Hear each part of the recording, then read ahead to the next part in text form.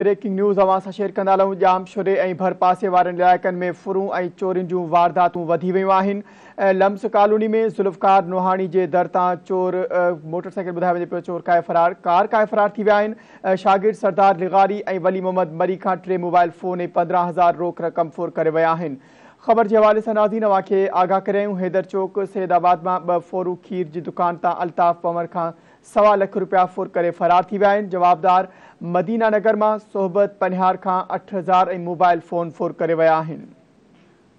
नाज़रीन मौलवी सदाम गुचल ऐं घर में बैटरी ऐं मोबाइल फ़ोन नामालूम चोर चोरी करे विया आहिनि। हिकु भेरो ॿीहर ब्रेकिंग न्यूज़ खां अवां खे आगाह कंदासीं।